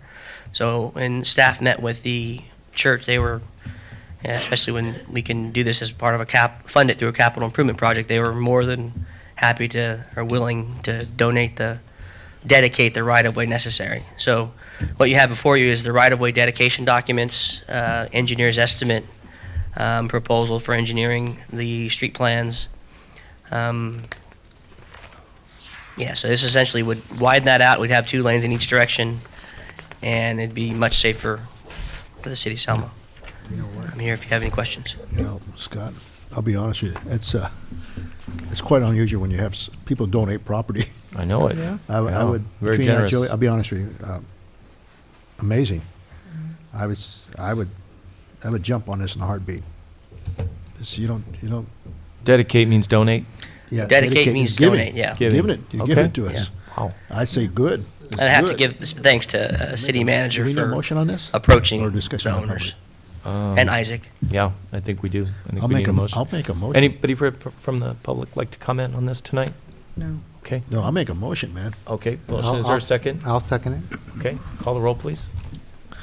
Councilmember Avalos? Aye. Mayor Pro Tem Franco? Aye. Councilmember Guerra? Aye. Councilmember Trujillo? Aye. Mayor Robertson? Aye. Okay, staff reports? Just on a note on that intersection is not only way overdue. I mean, it's probably been like that for 50 years, but with the building of the new stadium and the new flow of traffic, it only makes sense to do it now, so. Or I should say, finally do it now. So, thank you, Teresa, thank you, staff, for taking care of this. Yeah, Thank thanks you, for the everyone. donation. Very kind. Okay, with that, we will move on to staff reports. City manager? Thank you, Mr. Mayor, members of council. This week, we have invited businesses that have shopping carts to come and meet with us about the potential of the changing of the ordinance on shopping carts. So just wanted to let you know, we will be meeting with them before we come and bring an amended ordinance to the city council. And we'll use that to give feedback to our city attorney on that amendment. Also, just a reminder to please get me the names of your two community interest group representatives and their contact information by the end of this week, please. I have a question in regards to that. You Yes. stated that if we give you two names and someone else has two names, you'll eliminate that person, or should? It's a duplicate. No, if it's It'll be if it's a duplicate? duplicate, you're covered. So They're not going to. tell So you what we would was- result in less than 10 people. Would you Correct. ask us we for share our additional names? names? Should we give you Um, three? I thought that we could do it. Two, 10 is a really big panel. If it turned out to be 8, you know, and you've covered, if So, you've We covered. probably won't double up on too many. I No, think maybe I one, don't think so. maximum one. If And- we do, and you if can let us do, know. And I think we'll just cut it. And if I notice something really community interest group that's missing and there's a vacancy because you have duplicates, we can address that. So it gives, in any case, two per person, please. Thank you. Thanks. Okay. City Attorney Costanzo. Yes, sir. We received a letter from an attorney for Dwight Nelson, who, as you know, is trying to establish a card room in the city of Selma.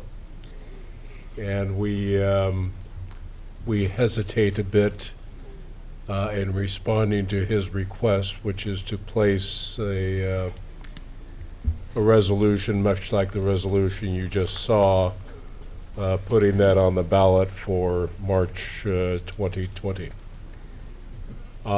Simply because this has been before you before. And, excuse me, you may be under the impression that you already decided this. It was before you on June 17th this year. And what was before you, it was not on your agenda. It was simply a presentation. And at the end of the presentation, I'll call it a suggestion. A suggestion was made that what he needed to do was go get the 10% petition and start a voter initiative. But in fact, there was no vote taken, and the suggestion came from one person. So I am bringing his request to you. He is requesting that he be placed on the ballot in order to get a resolution adopted that can appear on the agenda, on the ballot on March 3rd, 2020. In order to establish a card room in the city of Selma, it first has to go on the ballot.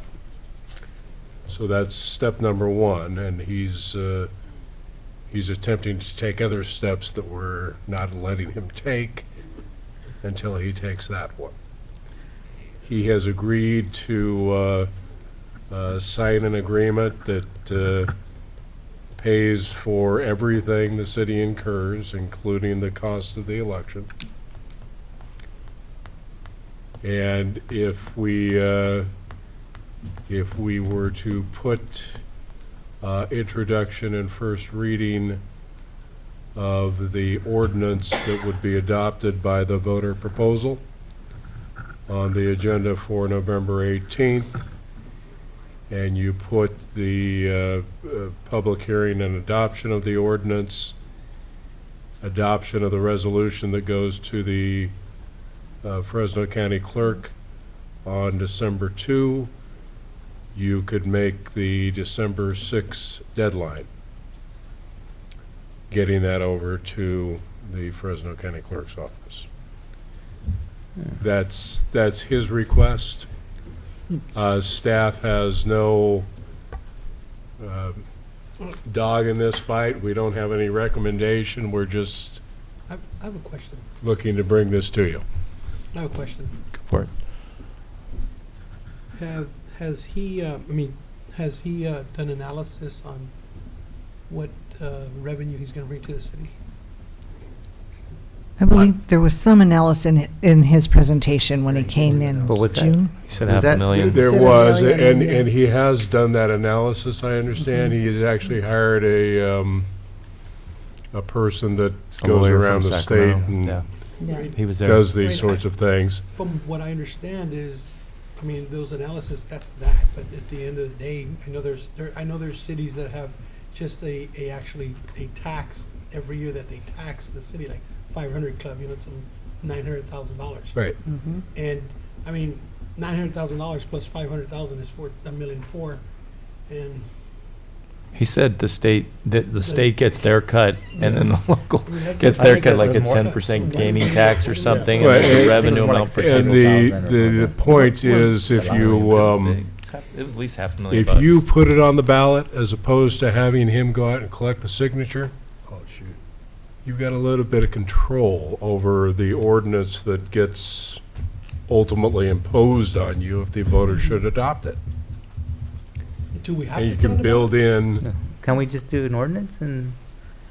I Is think the question is, do you want to have Yeah, this that's kind of brought the to people. you? Because previously, the direction was, even though it was suggested by one, it seemed to be a majority of the council wanted him to go and get the voters' signatures to put it on the ballot. Which is 10% of the voters, is that right? He's got to get 10% 10% of the voters. I signatures. don't know how many registered voters there are in this town, but evaluation analysis, and then just come up with a plan in Okay. regards to what. So if he puts it on the ballot for November 3rd, he's going to incur the cost March. of well, about, he or March. wants to put it out for March 3rd. Okay, March 3rd. And he would I want incur an all of agenda the item. costs. All the costs? Why are we doing this right We now? won't- It's we 10 wouldn't o'clock at do night. it. Can I just stop you? Can we just put this back when we're all a little more awake and have him come and give us some analysis of what we're going to do again? It's been since June that we talked about this. Yeah. I don't remember everything they talked about. I remember that it was going to be lucrative for the city. I did. Would that derail him? That Would that would, derail his timeline if we did it we the can next do meeting? exactly what you're asking to do. If you simply put on the introduction and first reading of the ordinance. That's how it would have On to November be. 18th. That's how it would have to be presented. That's No. how it would have As to a be public presented hearing in item. order for him to make Right, that December 6th deadline. in order for him to make the deadline, but, I mean, 88 council days right needs before to the make the election. We just had decision a- about an whether item they about want to this. do that. I don't know that we, I don't know if we've made put that that decision. pressure for No, that we didn't. deadline. We didn't make that decision. I don't know if we've made that decision, and I don't know if we No. should make I that would guess we decision need the tonight at option. 10 o'clock, 10 PM. This is an important decision for the future of Selma. Well, Neil, let me ask you another question. Isn't there still a moratorium on the The moratorium ends in 2020. 2020? Yeah, So, big, so he's the gonna get- basically. He's trying to get ahead of the He's competition. just trying to be faster. Yeah, In get out of the order to gate do faster. it, Number one, he's got to take it before the voters. The voters have got to approve it. Number two, he goes to the state and he gets licensed. Yep. Number three, he comes back to us. He gets the place zoned as a card room. Like, yeah, he switched And, the area he wanted. and it's there, okay?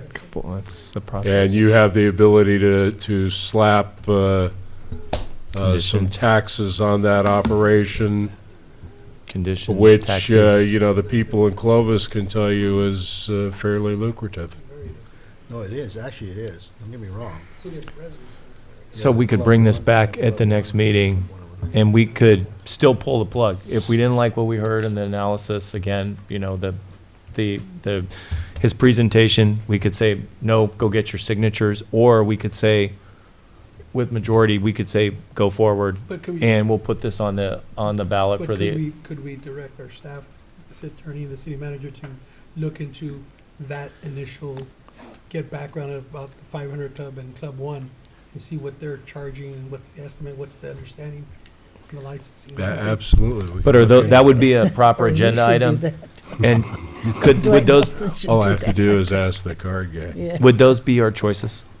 We could actually make those choices in the next agenda item. We're not locked into putting it on the ballot. You're We'll have not an locked option. into it, and I'll bring For it back March of to you. 20. I would bring it back to you as the introduction and first reading. I'll bring back the resolution as well, so that you can see where it's heading. Okay. But the only thing you're gonna be asked to take action on is the introduction and first reading of that ordinance. And whether or not you're gonna set it for a public hearing and adoption of the And resolution then that it puts it on goes the for the ballot. next 2 meetings. Okay. And we'll have Dwight bring his people in here and give you the financial analysis of what he has planned. Yeah. Yeah. And you guys make the decision. Okay. Is council good with that? Yeah.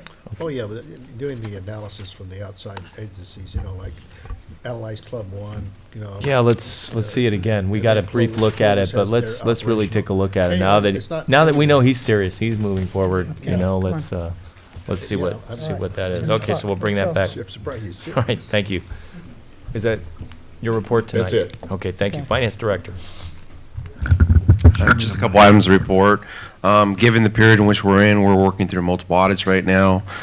We do have the city's audit coming. We've been working on it already, but they will be in-house doing testing on this Thursday and Friday. We've done our annual filings for the SB1 funds, just to give an update on the reportings. As far as our contracts that will be coming to you hopefully shortly, the high-speed rail contract again will be coming to you hopefully shortly. We have one last housekeeping item, and we should be able to bring it forward. Other than that, I will be looking at, from the finance aspect, going to the league conference December 11th and 12th, to doing the municipal finance portion of it, to getting some training. Other than that, we're moving forward, trying to close our books and get everything done in an appropriate manner. Sounds good. Thank you. Public Works Director. Mr. Mayor, members of council, real quick from Public Works, we began putting up the Christmas decorations. Probably take us about 2 weeks to complete it, so we should be done by November 18th.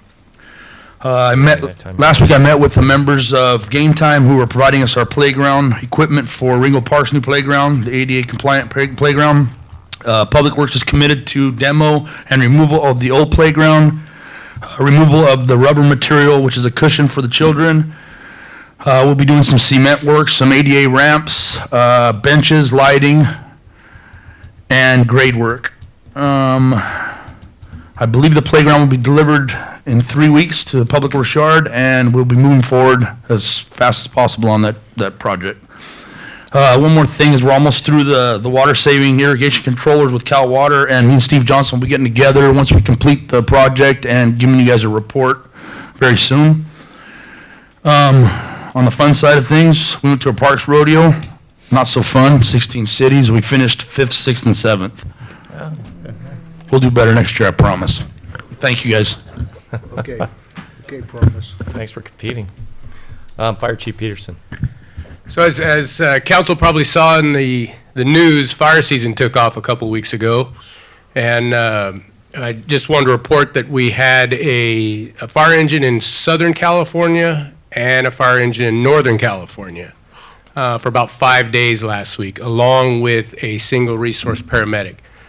Both engines were involved with protecting and actually saving several structures in their locations. I actually got I didn't have an opportunity to talk with her. I'll have to call her back, but we had a citizen from San Bernardino County call today looking for information from our crews, wanting to thank them for all the work they had done. So I thought that was pretty unique. And in providing those resources up and down the state, I was very proud of our department and our staff. They really, it took pretty much everybody to be able to facilitate sending those resources. It took everybody we had left here to make sure our city and our community was covered at the same time.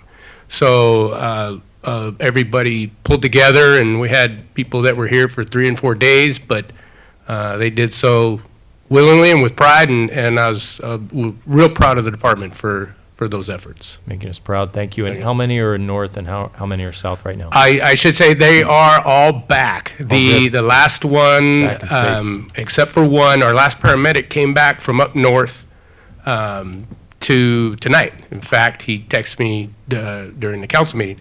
We do have one individual that is still down south. He left, he came back from up north on a fire engine, turned around, and his incident management team was called up for one of the fires that broke out earlier, well, I think late last week.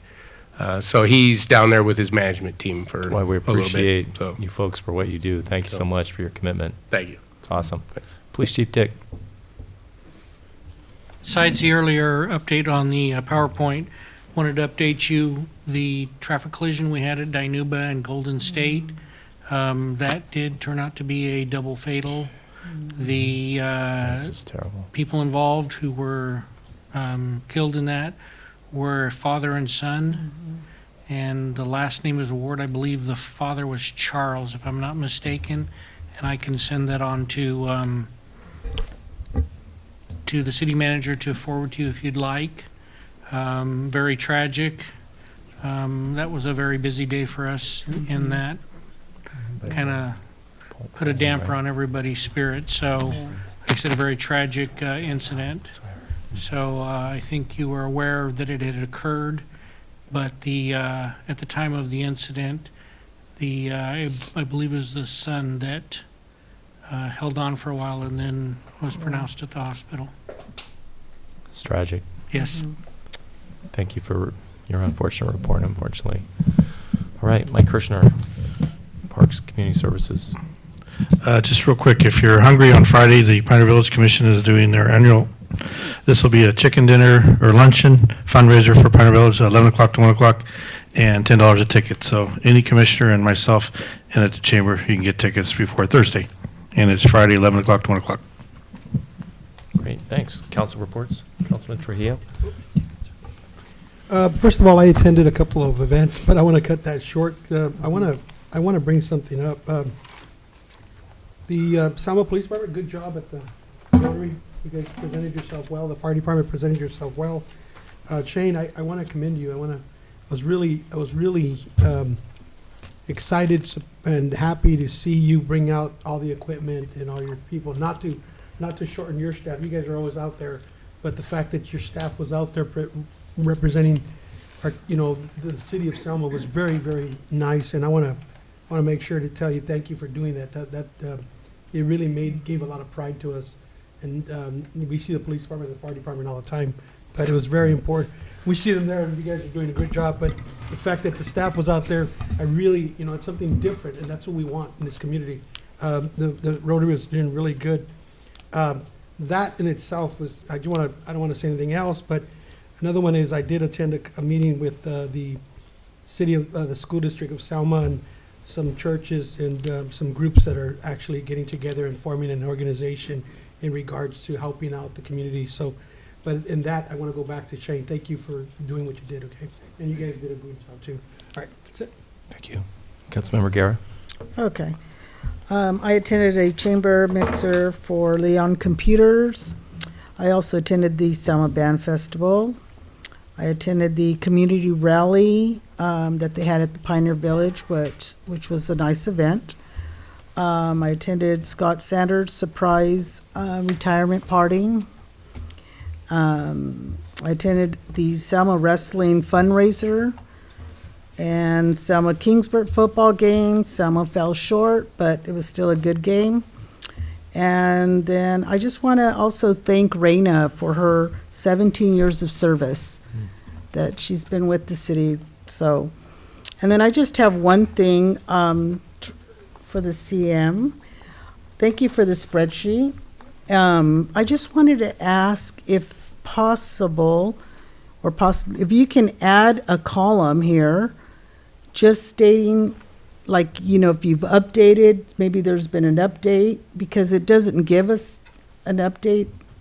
So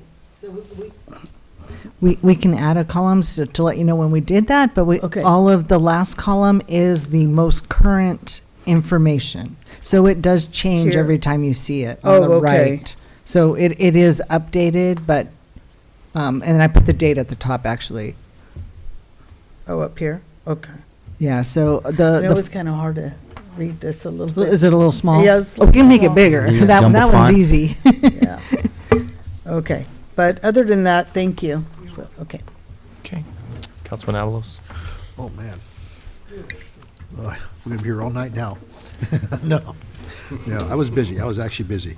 You know, I actually attended Leon's, you know, his ribbon cutting, you know, his service in our community, which is phenomenal. That's good. That's good things to hear in our community, where we have good people stay in business for a long time. And we need those people. And also, Shane, once again, thank you for the band festival operation, your crew and everything, putting it together and keeping the streets clean. We had people come from Riverside, and actually they said, man, we are impressed with someone because they had a mural before they took off. They liked the mural, the arts. They liked the arts, believe it or not. They came from Riverside, California, down south. Wow, it's a long way. They came a long ways.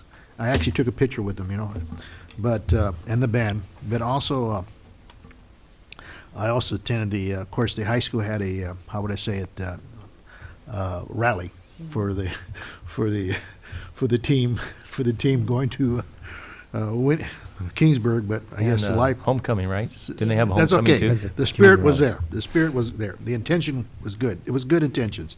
And I also attended the trick or treat through our communities. I attended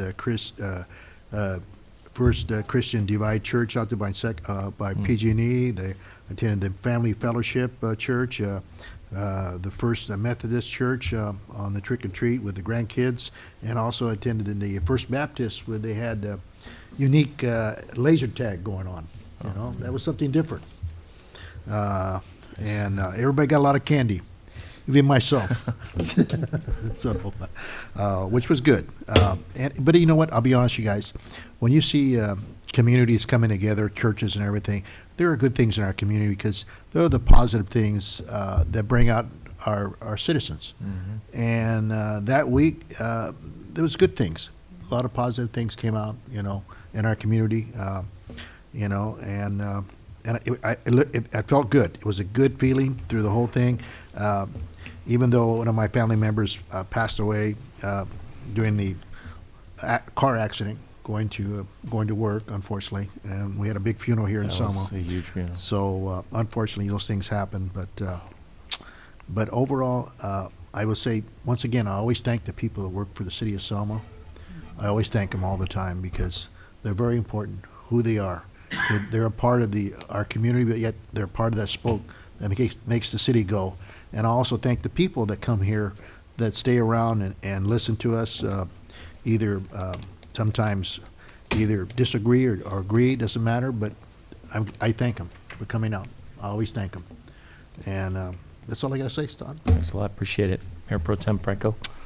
Yes, I attended the Adventist Health opening of their ICU unit. Very nice thing. You know, they do something pretty good out there.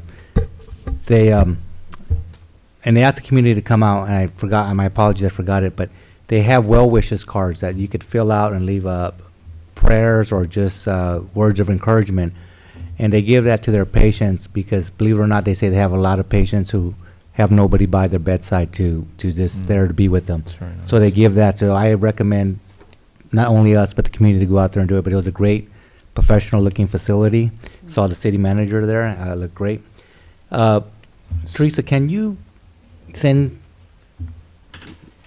CID an email? I know they picked up the trash right there off of Mill and Orange, but we also have off of. He probably did it. Okay, They well, never did do you know right there off of Todd and McCall, the one with the washing machine there? Yeah, could you go dump that on their front step? We picked up Evergreen and Orange ourselves, we did. Thank you for doing that. And I know that's not our responsibility, but, you know, they pull the weeds out and they come back 3 months later, and then everybody starts adding to it. It's just like a magnet for some reason. So I appreciate you going out above and beyond for that. So Todd and McCall is an area that still needs a cleanup? Yeah, South McCall and Todd, right there by the block light or whatever it's called now.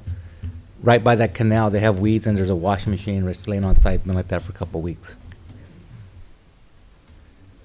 Yeah, that's basically it for now. Awesome, thanks. I attended the 10th anniversary of Leon's Computers as well. Scott Sanders surprise anniversary retirement party, 35 years. Salute Scott for his service. That it's Raina for her service, 17 years. And, you know, the employees do get bashed with the city of Selma sometimes. We have a lot of turnover and all that. And gosh, you know, if you look at a lot of the employees, they've been here for a long, long time. They've dedicated a lot of service to the city, and I really appreciate that. And, you know, I think it's a matter of correlating our efforts on the council as representatives of the citizens with the employees so that we don't become irrelevant. We had that gentleman from Kingsburg stand up and say, you know, we don't wear sashes anymore, and we're basically just nothing anymore as a council. But he ran for council twice in the city of Kingsburg. And if it was nothing, why did he run? You know, so I mean, it's important for us to represent the citizens.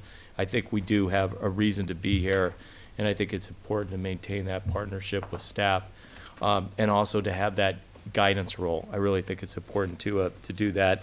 Went to the Selma-Kingsburg football game, cold night. Was invited to speak at the Selma Wrestling fundraiser. Incredible what the wrestlers do. Shane, awesome job. Thank you for cleaning up that graffiti at Ringo Park on Sunday. That was just atrocious.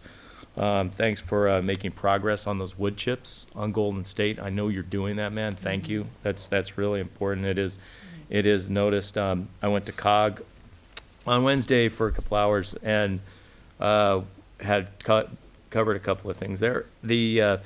Our pavement management index is a 59 in Selma. It compares with Kingsburg and Huron, which has a 64. We're fair. We're not bad, but we're fair. And if the Measure C funding continues at this level, our roads are going to continue to deteriorate. You know, unless of course we build new roads and we get some grant money, some SB1 money, which we're going to need to do Nebraska. So I think this presentation at COG was all about the next funding cycle of Measure C needs to increase funding for our roads that we get from the county. Right now, we don't get a whole heck of a lot for roads, a couple $100,000 a year or something. So we need to ramp it up and get more. I think it was as much a propaganda talk as anything else to get more money out of Measure C for pavement. Another 2 acres were sold to Moses FCRTA, so he's going to be putting, it's going to enable him to put more vehicles there. Really important for that. You know, so that project is growing. The band festival, I appreciated the council walking. We didn't have a lot of fanfare. There was almost no ego, but what our entry was about, in my opinion, was reflecting and relating to the people we serve on the level, not riding in a car with a big sign, you know, above everybody, but being at eye level and meeting the people who make us who we are. We reflect them. We serve them. Lastly, and I know it's late, last thing I'm going to ask is a cautionary note for the Chamber of Commerce. I saw today in the newsletter, there's a prayer breakfast scheduled in January. I would ask the Chamber, of which we are a proud member of our business, please do not mix politics or your nonprofit with religion. I don't think that's right. I think it's not good for your nonprofit status, and I would say leave the religion to the religious folks. I would also say that this follows a line of going over the line with the Chamber of Commerce, nominating and electing Louis Branco as a Citizen of the Year shows bias towards a political person. I mean, we all pay our dues. You imagine paying your dues and seeing that your organization that you're paying dues is supporting a political person. Nothing against Louis, but I think that was a politically biased decision, and I would urge our chamber leadership to review its policies and to stop making decisions that are biased politically and that get into religion. I hope this will start a dialogue in the chamber on that. And with that, I will turn it back to oral communications. Does anybody have any communications they'd like to make?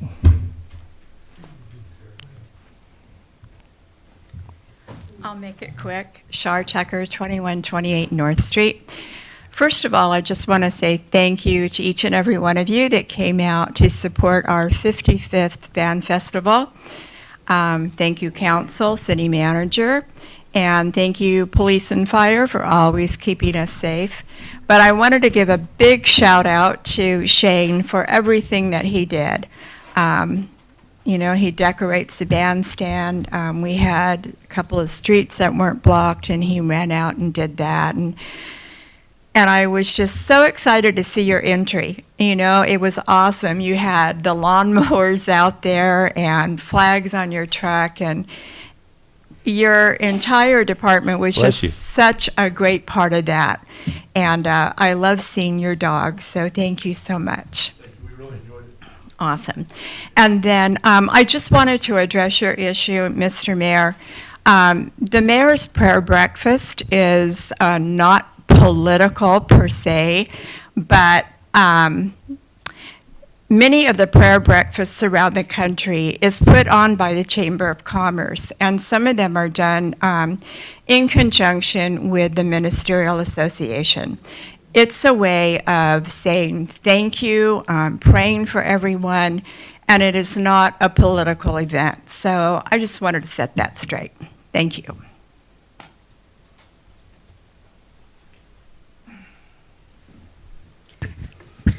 (1057) Mill Street. I just want to make sure that our Chamber of Commerce should be here for businesses and to support our businesses.